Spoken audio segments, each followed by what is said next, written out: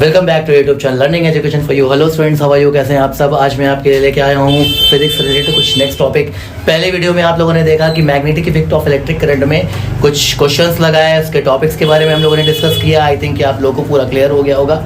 और अब जो हम लोग करने जा रहे हैं वो बहुत ही मोस्ट इंपॉर्टेंट टॉपिक है और magnetic effect of electric current से ज़्यादा नंबर गेन करती है लाइट।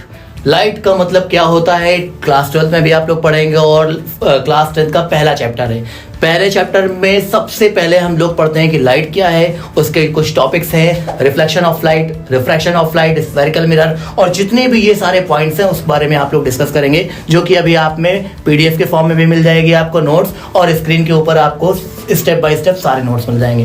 पहला आता है लाइट क्या होता है। लाइट के बारे में जाने तो क्या होता है, किसी भी चीज को हम लोग देखते हैं तो वो क्या है, light. Light is a form of energy which make us see colourful and beautiful world.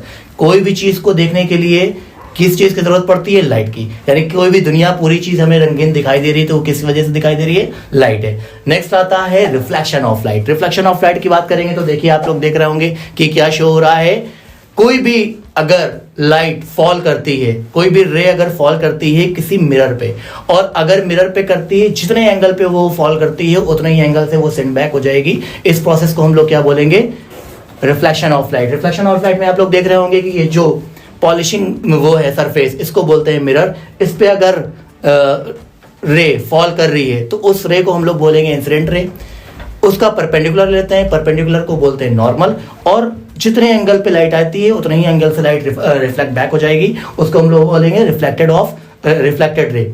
Angle of incidence यानी नॉर्मल से इंसिडेंट रे जो एंगल बनाएगा वो एंगल ऑफ इंसिडेंस आई कहते हैं उसको। एंगल ऑफ रिफ्लेक्शन यानी रिफ्लेक्टेड रे से नॉर्मल जो रे एंगल बनाता है उसको हम लोग क्या कहते हैं, रिफ्लेक्शन ऑफ एंगल बोलते हैं। आई बराबर आर, इसके दो लॉ होते हैं, एंगल ऑफ इंसिडेंस रे, इंसिडेंस पॉइंट, रिफ्लेक्टेड पॉइंट और नॉर्मल। तीनों पॉइंट जो है किसी एक पॉइंट पे ही मीट करते हैं और एक पॉइंट पे लाई करते हैं। सेकंड लॉ होता है angle of incidence is always equal to the angle of reflection. बहुत सारे टॉपिक्स के बारे में डिस्कस करेंगे, जैसे refractive index, spherical mirror, pole, centre of curvature, radius of curvature, जितनी भी चीज़ें हैं वो आप लोग को पीडीएफ में मिल जाएंगी। उसके बाद आप लोग देखेंगे कि क्या चीज़ पूरे चैप्टर का निचोड़ है। उसके बाद जो आता है वो आपका आता है 20 MCQs, जो कि आप हर चैप्टर में देख रहे होंगे। इस बार के बोर्ड एग्जाम में आप लोग का 20 MCQs का आ रहा है। हर चैप्टर से 20 MCQs अगर हम लोग सॉल्व कर लेंगे तो क्वेश्चन सिर्फ उसी से आएगा।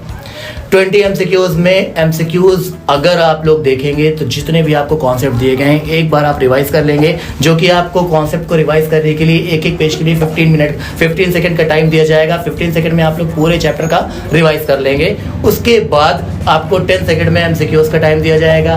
10 सेकंड में आप क्वेश्चंस को पढ़ेंगे और उसको टिक करेंगे। देखते हैं कि आपके क्वेश्चन सही होते हैं या फिर जो ऑप्शन मेन होता है राइट आंसर आपके राइट होते हैं या रॉन्ग होते हैं। उससे आप ये पता लगा लेंगे कि आपके जो कॉन्सेप्ट है लाइट का वो क्लियर कितना हुआ है, कितना क्लियर नहीं हुआ है। अगर रॉन्ग होता है तो आप लोग क्या करेंगे, जाएंगे पूरा चैप्टर फिर से रिवाइज करेंगे और फिर से आएंगे, MCQs अटेंड करेंगे और बहुत ही ईजिली सॉल्व हो जाएगा। तो चलिए देखते रहिए, इसके बाद MCQs सॉल्व करिए और जाइए। जैसा होता है वैसे आप बताइए और कमेंट बॉक्स में हमें कमेंट करना ना भूलें। Thank you so much.